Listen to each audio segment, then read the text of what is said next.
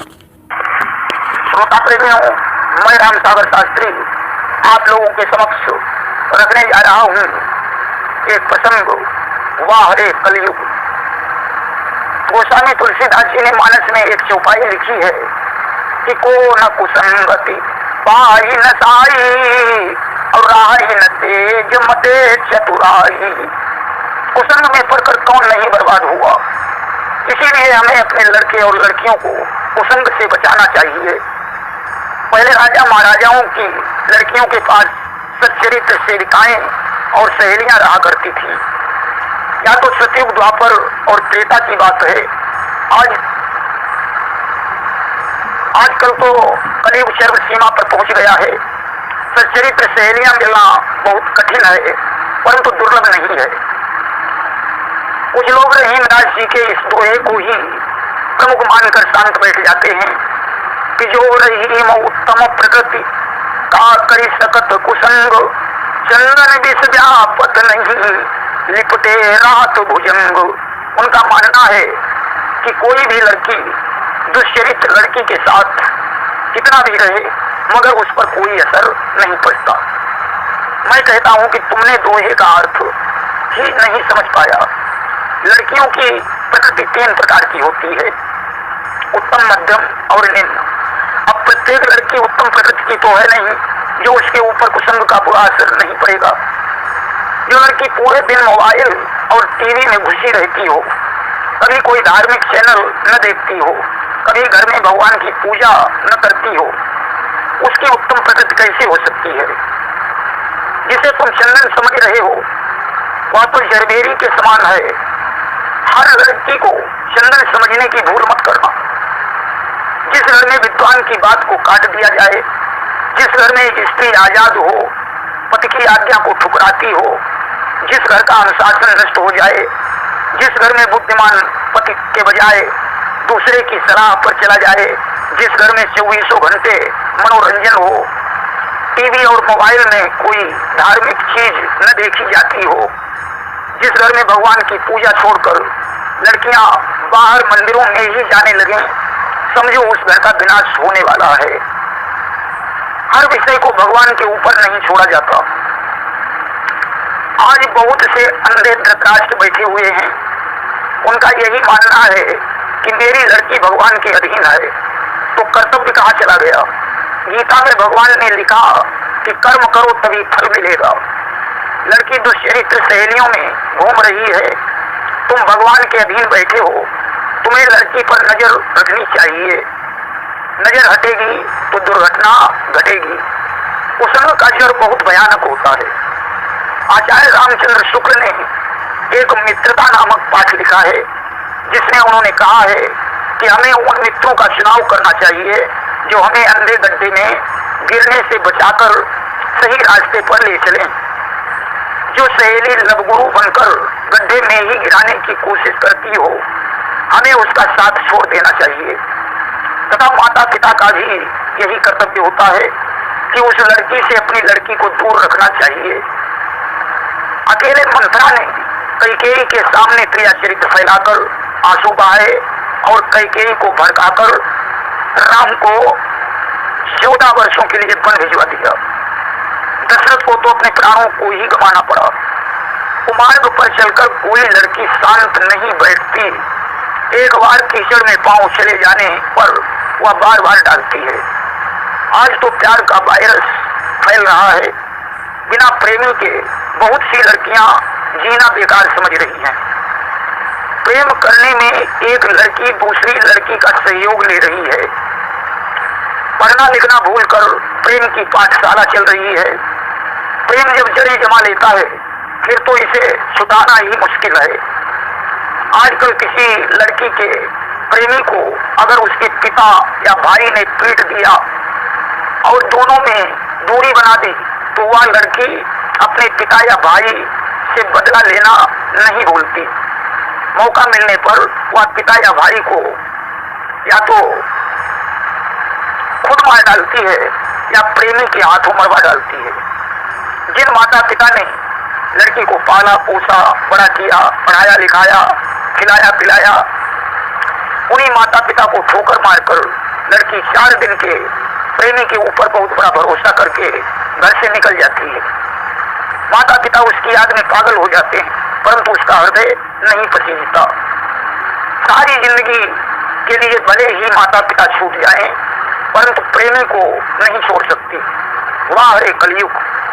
ये सब इसलिए हो रहा है क्योंकि आज शर्म समाप्त हो चुकी है। एक जमाना वो था जब लड़की माता पिता के सामने बैठकर अपने विवाह की चर्चा नहीं सुनती थी, परंतु आज तो माता पिता लड़की के विवाह के बारे में चर्चा करते हैं तो लड़की सबसे आगे बैठकर चर्चा को सुनती है और कहती है कि लाओ फोटो दिखाओ, कैसा वर मेरे लिए ढूंढ रखा है।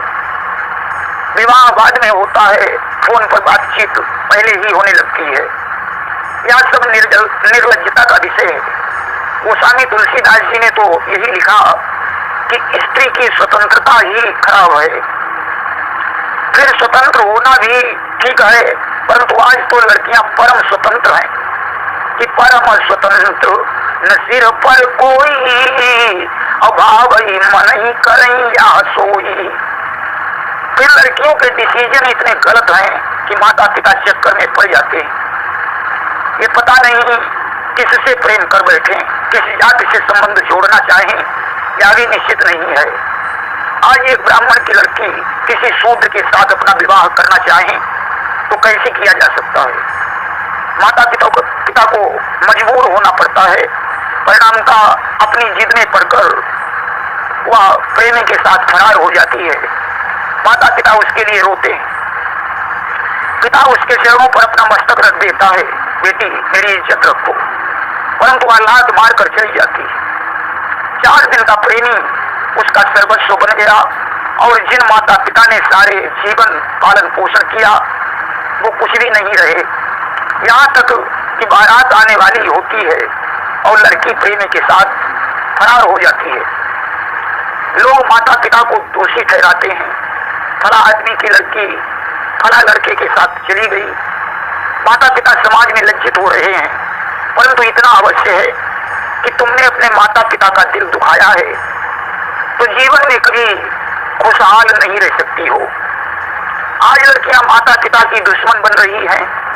यह सब दुष्चरित्र सहेलियों के साथ रहने से अवगुण उत्पन्न हुए हैं कि वीरान गुलिस्ता करने को बस एक ही उल्लू काफी है। जिस साथ के उल्लू बैठे हों, अंजामे गुलिस्ता क्या होगा? दरअसल इसमें माँ की गलती अधिक होती है। पिता को तो इधर उधर जाना पड़ता है, मगर माँ अपनी लड़की के बारे में भली प्रकार से जान लेती है। परंतु अगर कोई कुछ कहता है कि आपकी लड़की सही नहीं चल रही है तो माँ उसका सब कुछ जानते हुए भी मुंह नोच लेती है। अरे जो तुम्हारा भला चाहता होगा वही तुम्हें जगाएगा, वरना दुनिया को किसी से क्या मतलब है? अगर तुम्हारी लड़की को कोई बुद्धिमान व्यक्ति समझाए कि बेटी सही रास्ते पर चलना सीखो तो लड़की अपनी माँ से शिकायत करेगी, बड़ा आदमी मेरी बदनामी कर रहा था। माँ उसकी ऐसी तैसी करने पहुंच जाती है। धीरे धीरे जो तुम्हारा भला चाहते थे वे भी शांत हो गए और लड़की आजाद हो गई और मौका पाकर वह आसानी से प्रेमी के साथ फरार हो जाती है। पहले लोग एक दूसरे पर नजर रखते थे, इसीलिए इज्जत बची रहती थी। आज तुमने ऐसा रखा ही नहीं जो तुम्हारी लड़की पर कोई अपनी नजर रख सके। आज भरोसेमंद दुनिया नहीं रही। लड़की जिसे अपना भाई मानकर राखी बांधती है और बाद में उसी के साथ फरार हो जाती है। जिस बहन की पुत्री भांजी हुई तुम उसी को अपनी बहू बना रहे हो तो तुम्हें अपनी बहन और बहनोई के ऊपर दया भी नहीं आ रही। बहन कहती है भैया लड़के को समझा बुझाकर लड़की वापस कर दो, परंतु भाई कहता है नहीं बहन अब तो इसे मैं अपनी बहू ही बनाऊंगा। तुम्हें शर्म भी नहीं आ रही है कि समाज में तुम अपना मुंह कैसे दिखाओगे? अगर किसी व्यक्ति का सिक्का तुम्हारे घर में गिर जाए तो ईमानदारी तब होती है जब उस सिक्के को वापस कर दो। लालच में पड़कर तुमने तमामों वर्षों के विश्वास पर पानी डाल दिया। किसी किसी के दिल को दुखाकर कोई कभी चैन से नहीं रह पाया। हमेशा याद रखो, परम पिता परमात्मा की लाठी में आवाज नहीं होती। ऐसे लड़की और लड़के समाज के लिए कलंक हैं। उससे बड़े कलंकी लड़के के घर वाले हैं। अरे शूर्पणखा के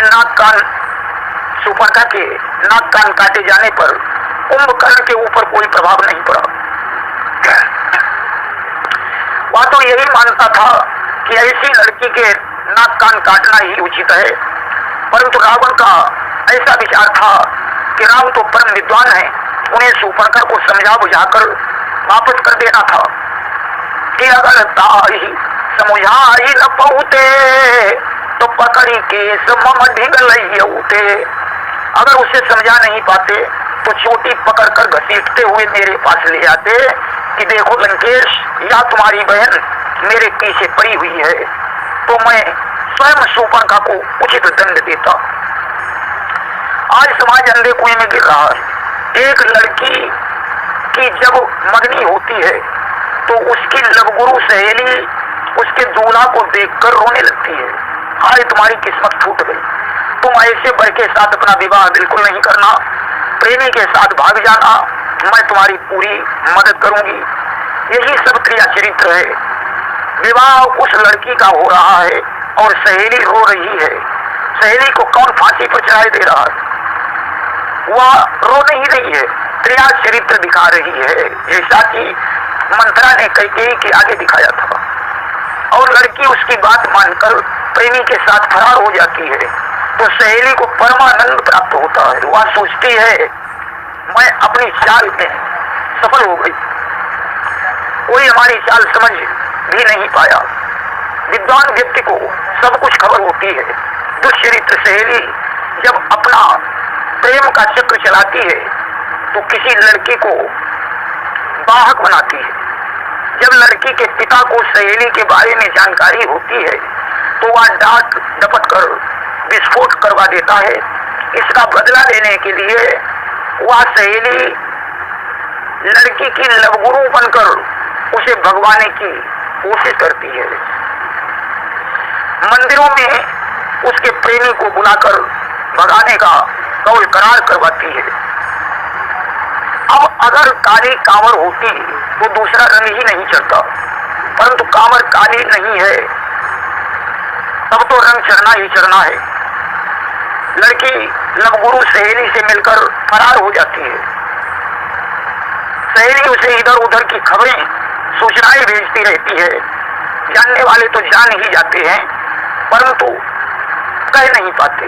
ध्यान देने की बात यह है कि लवगुरु लड़की से बहुत बड़ा खतरा है, क्योंकि जब विद्युत जिह्वा यानी शूर्पणखा के प्रेमी को रावण ने मार डाला था तो उसने प्रतिज्ञा की थी कि मांग सिंदूर नाही हम धारी और सबको होती हूँ सुहाग उजारी। अगर मैंने मांग में सिंदूर नहीं भर पाया तो लंका की किसी स्त्री को मैं सुहाग नहीं रखूंगी। हो सकता है लवगुरु लड़की ने भी कोई ऐसी प्रतिज्ञा कर रखी हो, अतः उसके घर वाले को भी खतरे की आशंका है। परंतु याद रखना, जो किसी की बनाने के बजाय बिगाड़ने वाला होता है उसकी जिंदगी तबाह हो जाती है।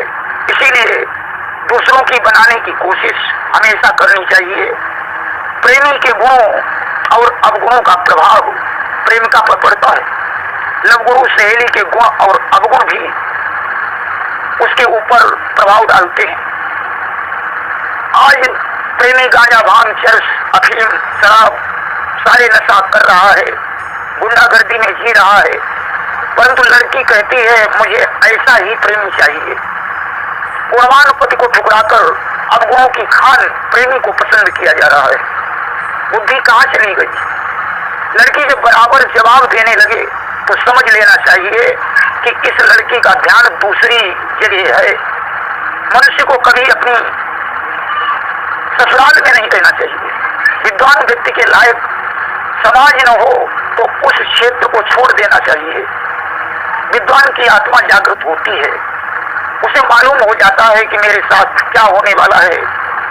जहाँ पूरा घर एक तरफ हो और एक विद्वान व्यक्ति एक तरफ हो तो उसे मजबूर होना पड़ता है। हमेशा ध्यान रखना चाहिए कि एक विद्वान व्यक्ति हजारों का भला कर सकता है, परंतु उसकी कीमत नफ्स समझने पर बुरा होने के अलावा कुछ भी नहीं मिल सकता।